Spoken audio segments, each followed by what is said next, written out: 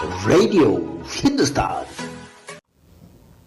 नमस्कार, ये है रेडियो हिंदुस्तान और मैं हूँ आपके साथ आरजे तनु। दोस्तों, प्यारी कहानियों में पेश है एक कहानी भगवान की नज़र, जिसे लिखा है पुरुषोत्तम बिदादा जी ने।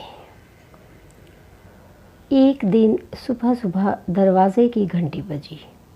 दरवाज़ा खोला तो देखा एक आकर्षक कद काठी का व्यक्ति चेहरे पर प्यारी सी मुस्कान लिए खड़ा है। मैंने कहा, जी कहिए। तो उसने कहा, अच्छा जी, आप तो रोज़ हमारी ही गुहार लगाते थे और सामने आया हूँ तो कहते हो जी कहिए। मैंने कहा, माफ़ कीजिए भाई साहब, मैंने पहचाना नहीं आपको। तो वह कहने लगे, भाई साहब, मैं वह हूँ जिसने तुम्हें साहिब बनाया है। अरे ईश्वर हूँ, ईश्वर। तुम हमेशा कहते थे ना कि नज़र में बसे हो पर नज़र नहीं आते।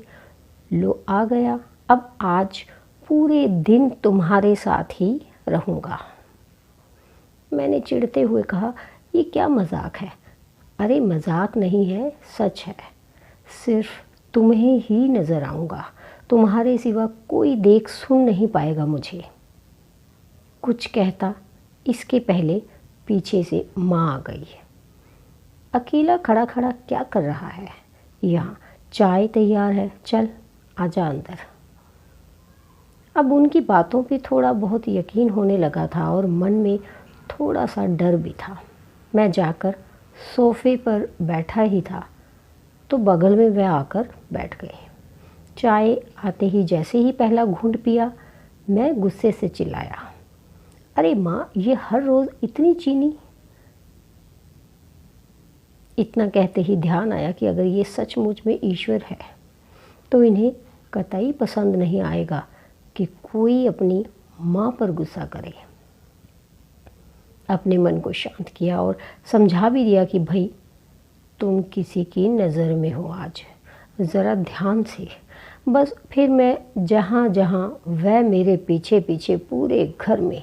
थोड़ी देर बाद नहाने के लिए जैसे ही मैं बाथरूम की तरफ चला तो उन्होंने भी कदम बढ़ा दिए। मैंने कहा, प्रभु यहाँ तो बख्श दो। खैर, नहा कर तैयार होकर मैं पूजा घर में गया। यकीनन पहली बार तन्मयता से प्रभु वंदन किया, क्योंकि आज अपनी ईमानदारी जो साबित करनी थी। फिर ऑफिस के लिए निकला।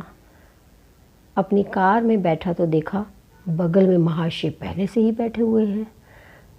सफ़र शुरू हुआ, तभी एक फ़ोन आया और फ़ोन उठाने ही वाला था कि ध्यान आया, तुम किसी की नज़र में हो। कार को साइड में रोका, फ़ोन पर बात की और बात करते करते कहने ही वाला था कि इस काम के ऊपर के पैसे लगेंगे, पर ये तो गलत था, पाप था। तो प्रभु के सामने कैसे कहता? तो एकाएक ही मुंह से निकल गया, आप आ जाइए, आपका काम हो जाएगा आज। फिर उस दिन ऑफिस में न स्टाफ पर गुस्सा किया, न किसी कर्मचारी से बहस की। 25-50 गालियाँ तो रोज़ अनावश्यक निकल ही जाती थी मुंह से, पर आज सारी गालियाँ कोई बात नहीं, इट्स ओके में तब्दील हो गई। वह पहला दिन था जब क्रोध, घमंड, किसी की बुराई, लालच, अपशब्द, बेईमानी, झूठ, ये सब मेरी दिनचर्या का हिस्सा नहीं बने। शाम को ऑफिस से निकला, कार में बैठा तो बगल में बैठे ईश्वर को बोल ही दिया, प्रभु सीट बेल्ट लगा लें, कुछ नियम तो आप भी निभाएं। उनके चेहरे पर संतोष भरी मुस्कान थी। घर पर रात्रि भोजन जब परोसा गया तब शायद पहली बार मेरे मुख से निकला, प्रभु पहले आप लीजिए, और उन्होंने भी मुस्कुराते हुए निवाला मुंह में रखा। भोजन के बाद माँ बोली, पहली बार खाने में कोई कमी नहीं निकाली आज तूने, क्या बात है? सूरज पश्चिम से निकला है क्या आज? मैंने कहा, माँ, आज सूर्योदय मन में हुआ है। रोज़ मैं महज खाना खाता था, आज प्रसाद ग्रहण किया है माँ, और प्रसाद में कोई कमी नहीं होती। थोड़ी देर टहलने के बाद अपने कमरे में गया। शांत मन और शांत दिमाग के साथ तकिए पर अपना सिर रखा तो ईश्वर ने प्यार से सिर पर हाथ फिराया और कहा, आज तुम्हें नींद के लिए किसी संगीत, किसी दवा और किसी किताब के सहारे की ज़रूरत नहीं है। गालों की थपकी ने गहरी नींद को हिला दिया। कब तक सोएगा? जाग जाग। माँ की आवाज़ थी वह। सपना था शायद। हाँ, सपना ही था। पर आज का ये सपना मुझे जीवन की गहरी नींद से जगा गया। अब समझ में आ गया उसका इशारा कि तुम मेरी नज़र में हो। जिस दिन हम ये समझ जाएंगे कि वो देख रहा है, हम उसकी नज़र में हैं, उस दिन से हमारी जीवन यात्रा सरल व सुखद हो जाएगी। तो दोस्तों, ये थी आज की बहुत ही प्यारी सी कहानी।